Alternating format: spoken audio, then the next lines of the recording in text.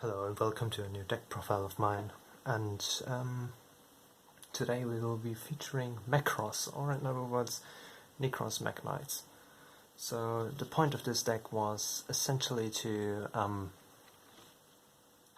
try out some obscure theories that our Discord server came up with, and I just tried to apply certain principles to that deck and take it to locals, and it actually went pretty well. I got second place. Like I won the first round, 2 rounds against True Jerichos. The third one against Mermail. I lost the 4th one against Skystriker Trickster, and won the 5th one against Paleo by normalling Denko while he had 5 sets. So that was pretty convenient. And what's so special about this kind of variant or theory is that we were kind of astonished of how Japanese people would play only one Valk and some other crazy choices like that. And also the question why playing the Mekk-Knights would be such a good idea actually just arises from the simple joke of having Mekkroz as a pun. And look where that has led us. So yeah, I guess we will step right into the deck profile then. So for the Nekroz monsters, pretty understandably, I played 2 Trish. Like, you could play 1 Trishula, but most often of the time I think 1 Trishula is actually not enough to win you a game. Like, you need to Trish them a second time or OTK them. And playing 2 Trish is okay for that matter. You could play 1 if you would want to, but 2 is just fine, and you are able to summon it usually with either Briar and Clauseless, or just a level 5 monster and a level 4 monster.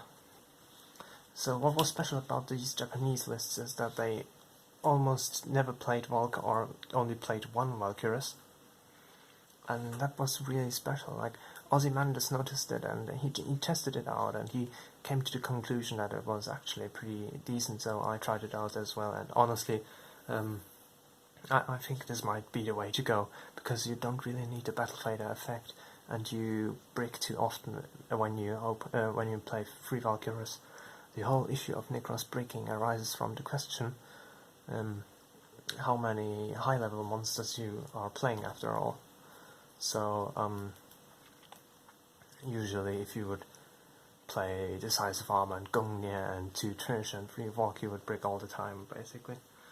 And to minimize the brick possibilities, playing only 1 Valk works actually pretty well. Works way better than expected. And also the field effect is pretty important, and it's a combo piece, so we play 1 instead of 0. 1 Nekroz of Brioneck, I am very important or something. I would like to play 3, same with Unicorn. Those are self-explanatory, I guess. And triple Clauselus to ditch them in the grave, using them for fodder for a ritual spell, banish effect fodder, or for a Trishula fodder, for that matter. Or like 5+3 is 8, which might come in handy for Valkyries. So that were the Nekroz monsters, and now we shall go into the spells, into the Nekroz spells. Like, we are playing 1 Mirror, which is kind of debatable as well. Like, Ozymandias noticed that Mirror is not a really good card, and he just tried out playing only 1 copy of Mirror, and it actually worked out pretty well. Like, you would only need it once in a duel anyway. You don't need it in the grind as much as other cards like Cycle, for example, so you can get away with playing just 1, and for me it has also come pretty much in handy, so I guess 1 Mirror is the way to go.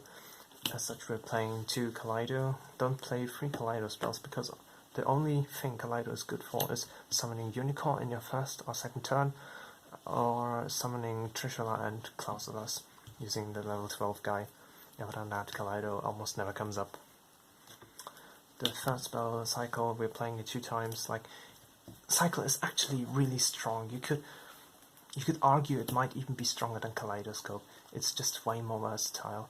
As in Kaleidoscope, you usually ditch Herald for Kaleidoscope in order to summon a Unicorn, and you search with Herald. But with Cycle, it's almost the same. It's just that that you get an extra monster along the way, really. Like, you could cycle, like you have a Benton in your hand, a Briar in the grave, and the Cycle, and you just cycle the Briar back. And I used to think that was kind of bad because you had a useless monster on the field, but the real essential part here is that you can use Benton's effect to search Manju, and Manju searches your ritual spell, so it's like a boneless Herald, so to speak. And as such, Cycle is just a mad card. I would actually like to play 3, but I didn't want to. Actually, I wanted to take risks, but I didn't have space for that many hand traps. Like, if you want a 6th spell, I'd probably recommend a 3rd Cycle. It just comes way much in handy for the grind game. Also, as mentioned, we are playing 2 Cyber Angel Benton, because as a tribute for that engine, like, basic Nekroz and non-rituals are fine as well, but they are kind of slow, and in order to have access to them, you have to funnel them through a Brian as well, whereas you can search Benton with Prep, Manju, Herald. There are so many more possibilities, and it just hits the fan way harder and way faster than those non-rituals ever could. Like, for the non-rituals to work, you would need to, like, 1 or 2 turns for them to really drive up, but with Benton you get the advantage immediately. And playing only to Benton is dumb if you don't play Kristya, because Kristya is essentially what makes the blunt sword base of playing 2 Bentons like to a real threat, and owns the edge. And with the Kristya-Combos you can win games against people if you want to, and it's also just a nice buddy to summon. And yeah, that's why playing 1 Kristya is important in my opinion, because you can afford to play it, and it just offers a lot of utility. We're playing triple Manju for the normal summons. It's actually quite obvious why. Whatever, like Benton searches. Benton can either search Kristya or Manju. Like, Kristya is if you want to win a game on the spot, or Manju is if you to have the access to the rest of your deck, and that's why Benton is really good, I think. I used to think Benton was kind of bad, and it's not pure, it's not Nekroz like, but essentially through Manju you have access to all your Nekroz stuff again, so there's not much to be bothered with. Also, we are playing triple Gale Dokra because Gale Dokra is simply a +1, plus we are playing Mekk-Knights and stuff. It's really an aggressive build designed to kill immediately, so you can play Gale Dokra. If you draw any Nekroz card alongside it that isn't Trish or Unicorn or Kaleido, you can just build a Kristya turn 1, and which might win you a game as well. But as if you're going second, it can help you break mods, because simply normal summoning Gale Dokra means a threat of sending an Entis to the grave and popping one of the floodgates or something. Then we were playing also triple Prep, which is kind of obvious. It's a really strong card. Also, as you might have noticed, we are not playing any Devi Rituals, because with Devi Rituals I feel like before Soul Fusion we only have Talismandra and Kandol, and those are like worse Senjus. You have to have a spell in your hand in order to resolve Kandol to special a Talismandra from the deck, so not only you're playing Talismandra as a kind of a garnet, because you never want to open Talismandra, you always want to open Kandol to special Talismandra. So what happens is that you're playing 3 Kandol and 2 Talismandra, and you're playing two garnets for an engine which provides you nothing but your own domain lock. And that's just really counterintuitive in my opinion. Also, it's way too situational because you have to have a spell in your hand. Having just a mantra or a send you to normal summon is just way more reliable in that kind of sense. So that's why I decided against the Devi Rituals, and I don't think they are particularly good until, in Nekroz at least, until Soul Fusion hits. So for the next type of cards, for the Mekk-Knights, we are playing two Purple Nightfall, 2 Blue Sky, and 1 Moon Boy, Movie Boy, Indigo Eclipse, whatever. Like, those are actually insane because they allow us to OTK insanely quickly. Like, opening any one of those 4 is like 4,000 damage on the spot. And as in Nekroz, you often summon a unicorn besides a Manju, which equals like 3,900 damage, 3,700 damage or something. If you summon Blue Sky alongside him, you can search Nightfall, which is 4,500, or with Movie Boy, if you opened Purple and you search Blue, Special Blue, search Moon, that's 4,400 damage. And together with basic Nekroz shenanigans, that's just game.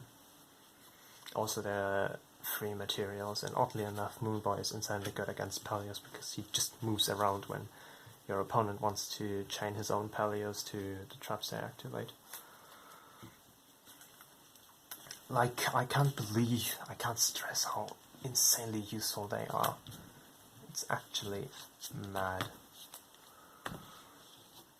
And for the last crucial 10 cards, we are playing hand traps, because this deck is designed to go second, and you can't go second without hand traps. No one wants to lose to an extra link.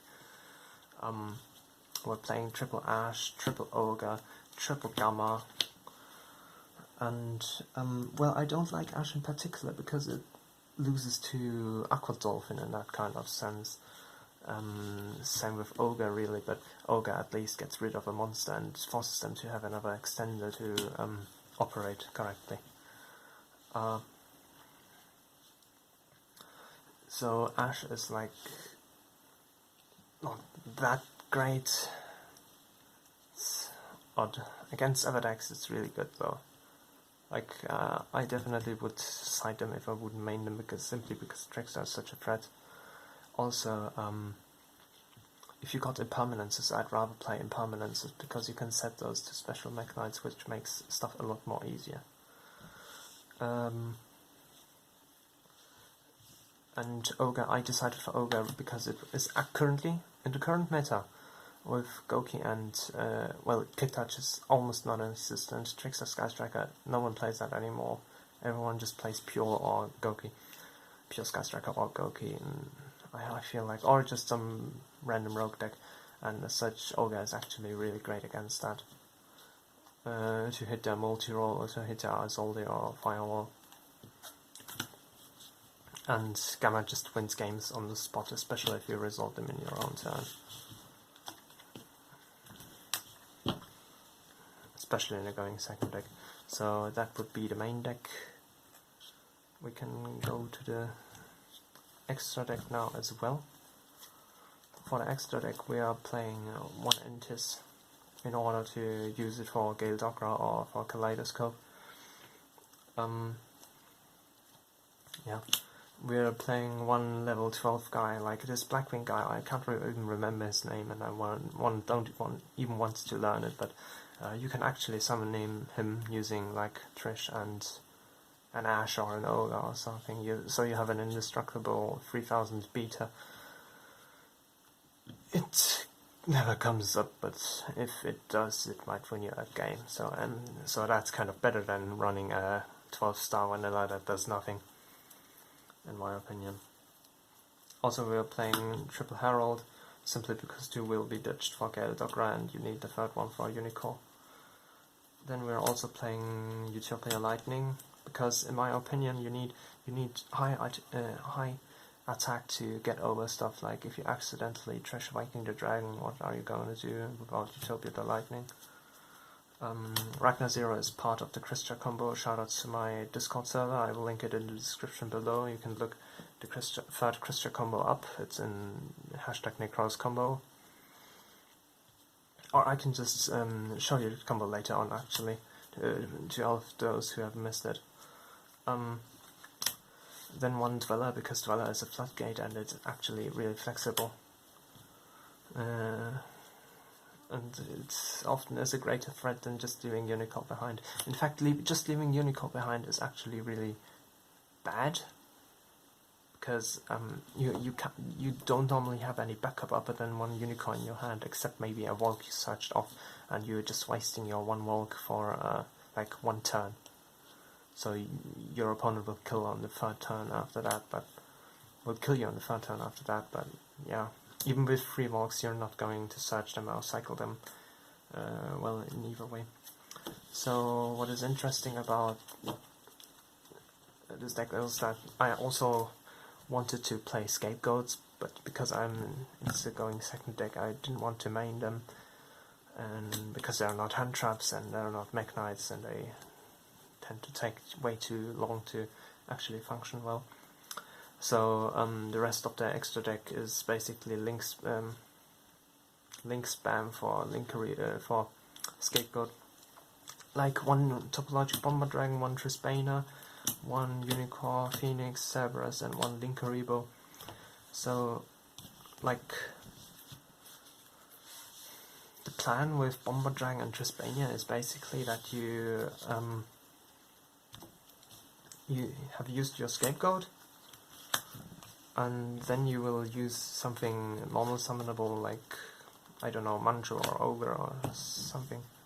So you go into a Linkaribo, summon your stuff, go into one of your nightmares, then go with your other nightmare with Linkaribo and another token, and into, for example, Phoenix, pop another stuff, draw a card again, and then you can just link them both away for Topologic Bomber Dragon. And since you got a level 1 monster on the field, you can use Linkaribo's effect to blow their field up, and then you burn them for 3,000 after. So I think that is actually a decent play to do with Scapegoat, which I found a bit cute. And the reason I didn't play Link Spider is because, as I mentioned, the extra deck space is kind of tight, as you can see, and I'm just not a fan of wasting a Link Spider for nothing, especially if you got so many monsters that you can just normal summon as well. I think like 15 normal summonable monsters with like a bazillion 2-card combos to summon one monster, to ritual summon a monster. And yeah, for the side, for the locals, of course the side is up to your own likings, but for the side I played Triple Denko, Triple Twin, Triple Reboot. I want to say something about Reboot, because usually you would only be able to afford playing Red Reboot if you are playing a deck that can kill it instantly. And since Nekroz wasn't really able to do that up until now, if you add the Mekk-Knights in, because if you open a Mekk-Knight, that's already game, almost. So that's the reason you can actually play Red Reboot, and it's just such a good card. Also, like I mentioned, we are playing Triple Scapegoat in the side, because sometimes our opponent will force us to go first, and since we're like Patrick Hoban novices, we can identify when they know that they will let us go first or something. And also they even came up. You would think they would be in conflict with Kristya, and you're actually right, but if you can just build a Kristya, and if they out to Kristya, you still got Scapegoat, and if they can't out to Kristya, you won anyway. So, like, Scapegoat is fine. It might be a win more card, but not in that aspect, since it wins your game on its own, I think. And Then any other trap that you can side in if you're going first, just to side out the gammas, because the gammas are horrible going first. And, well, I wanted to play Torrential Tribute, but I didn't find them, so I played Triple Strikes instead. So, yeah, that was essentially the side deck, the extra deck, and the main deck.